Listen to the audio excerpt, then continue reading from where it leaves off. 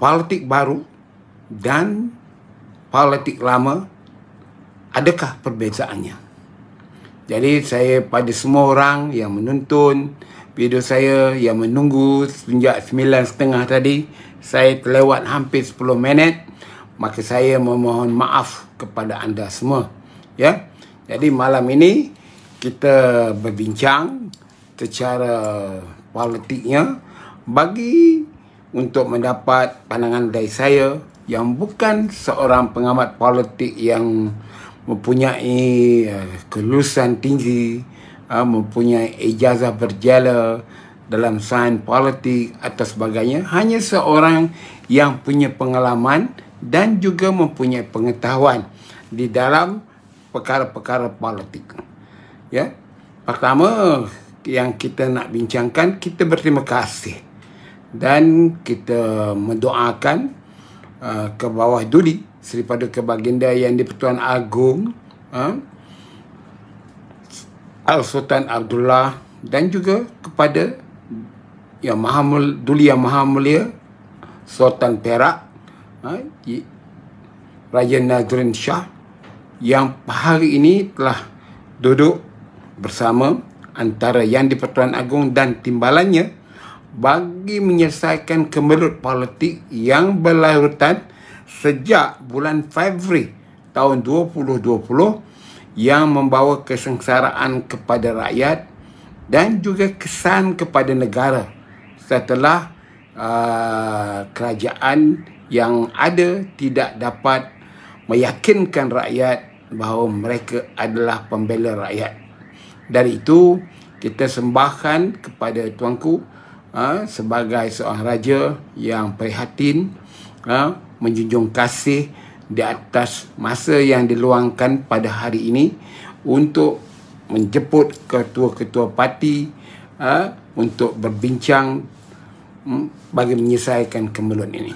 Ini kena tuan-tuan dan puan-puan semua bersama untuk mengucapkan menjunjung kasih kepada junjungan negara ini, ya, junjungan negara kita, payung negara kita, iaitu Seri Paduka Baginda Yang di-Pertuan Agong.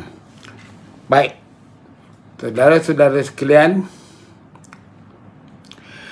kenyataan pertama yang dikeluarkan oleh Ketua Pembangkang, Ketua Pembangkang, yang mana lain-lain ketua parti politik tidak membuat kenyataan, termasuk Dr. Ahmad Zahid Hamidi selaku Presiden UMNO, ialah tepat kerana perjumpaan ini antara blok kerajaan yang telah pun meletakkan jawatan dengan blok pembangkang, iaitu diketuai Datuk Seri Anwar Ibrahim.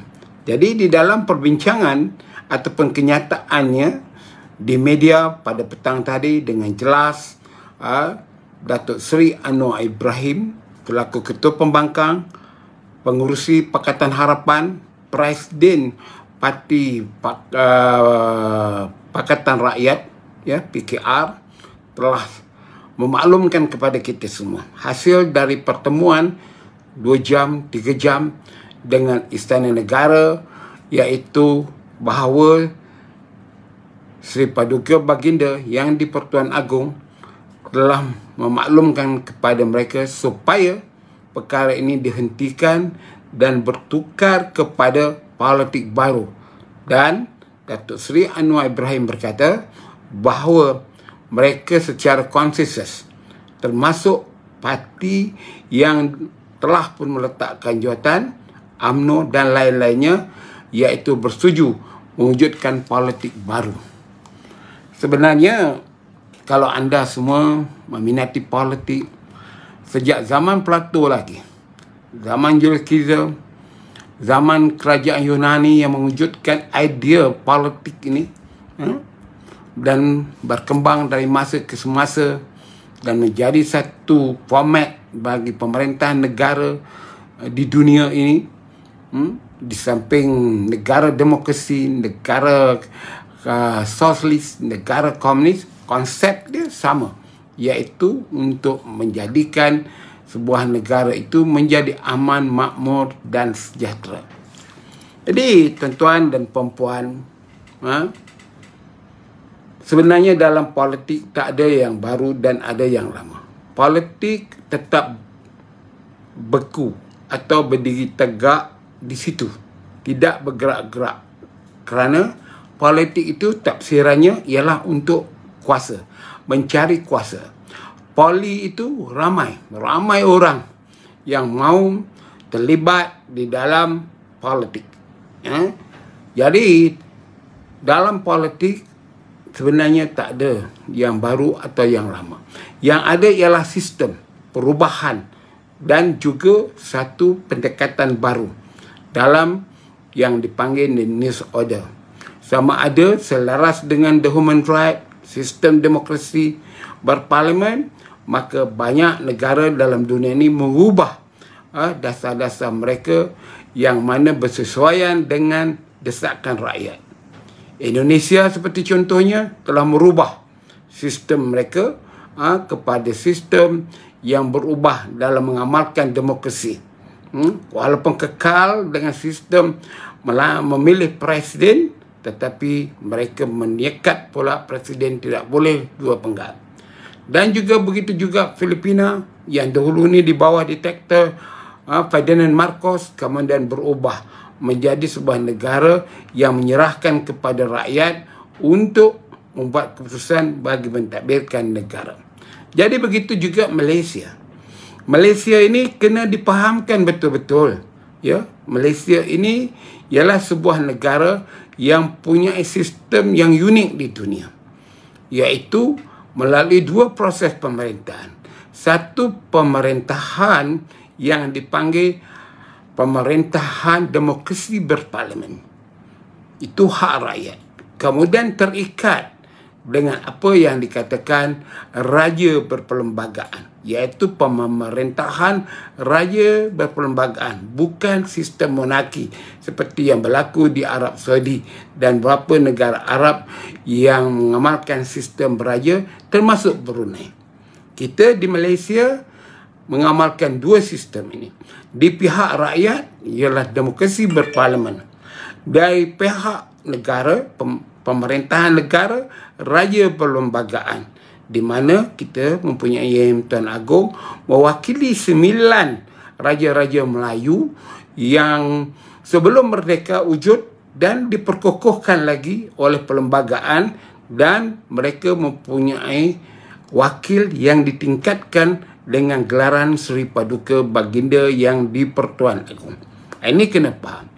Dari itu, pemerintahan demokrasi berparlimen di Malaysia menggunakan dua dewan. Dewan Negara dan Dewan Rakyat. Dewan Rakyat berperanan untuk memilih wakil rakyat di kalangan rakyat yang hendak mencari ataupun memilih ataupun nak menggunakan haknya bagi menunjukkan kelompok mana atau parti mana yang boleh memerintah. Dari itu, kita membawa pada ke Dewan Negara sebagai check and balance. Satu badan yang memeriksa dan menseimbangkan, yang mempunyai kuasa-kuasa berlainan daripada Dewan Rakyat, iaitu antaranya mewakili semua negeri di dalam Malaysia, mempunyai hak dan kuasa menolak undang-undang yang diluluskan oleh Dewan Rakyat dan dikembalikan balik ke Dewan Rakyat. Dari itu, tuan-tuan dan puan-puan, kena memahami bahawa demokrasi berparlimen kita yang digerakkan melalui Dewan Rakyat pula melalui sistem dua, iaitu blok kerajaan yang dianggap majoriti yang menjadi pemerintah atau kerajaan, dan blok pembangkang yang menjadi check and balance kepada pemerintahan kerajaan demokrasi berparlimen. Itu bentuk yang kita buat. Dari itu, kalau kita katakan politik baru, apakah politik baru itu? Adakah politik baru itu yang sekarang digunakan dalam bahasa yang mudah unity government ataupun kerajaan perpaduan? Kalau kita wujudkan kerajaan perpaduan, bererti bahawa Dewan Rakyat tidak mempunyai lagi pembangkang. Semuanya adalah kerajaan. Jadi itu, ianya bercanggah dengan demokrasi berparlimen. kerana ini akan mengelirukan rakyat. Kerana rakyat ada dua pilihan. Mereka mengundi parti yang boleh menjadi pemerintah dan mereka juga mengundi parti yang boleh menjadi pembangkang. Kerana dia dilihat boleh membawa suara rakyat sama ada dalam kawasan parlimen dan dalam kawasan itu. Dari itu tuan-tuan dan perempuan, kalau kita kata politik baru ini, apakah bentuk politik baru itu? Adakah ini the new order? Adakah kita dalam keadaan the new normal politik? Politik yang selalunya kita gunakan sekarang berubah menjadi the new normal, normal baru, iaitu bahawa kerajaan ini tidak lagi pemilihan kerajaan ini tidak lagi berdasarkan kepada sentimen siapa yang majoriti, siapa yang disokong oleh rakyat. Jadi pada saya, kita kena juga menjaga kewibawaan kita sebagai sebuah negara yang mengamalkan dua fungsi pemerintahan ini, iaitu demokrasi berparlimen dan raya berperlembagaan. Jadi tuan-tuan dan perempuan semua, kerajaan ataupun pemimpin parti politik dah tiba masanya.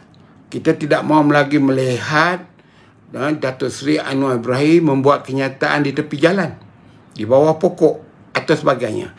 Dah tiba masanya besok lusa, sebelum seorang Perdana Menteri dilantik oleh Istana Negara, parti-parti politik ini membuat kenyataan bersama, pemasyuran bersama, perjanjian bersama, memperakui bahawa mereka telah bersetuju secara konsensus seperti yang dikatakan oleh Datuk Seri Anwar Ibrahim itu, iaitu memperakui politik baru ini yang memberikan satu pendirian sikap parti politik.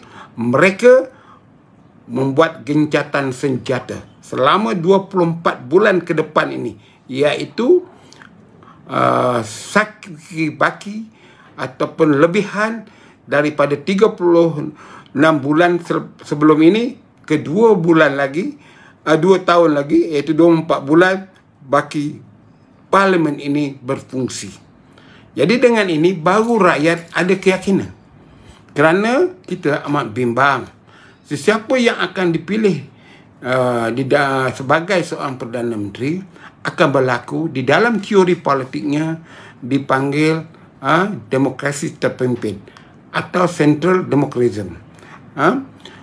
Jadi demokrasi terpimpin ini sebenarnya tidak elok bagi negara kita, bagi untuk check and balance. Bagaimanapun kerana kita menghadapi keadaan yang tidak jelas terhadap apa yang kita panggil sekarang ini pandemik, bagaimana kita memeranginya, kita kena menerima dahulu konsep itu.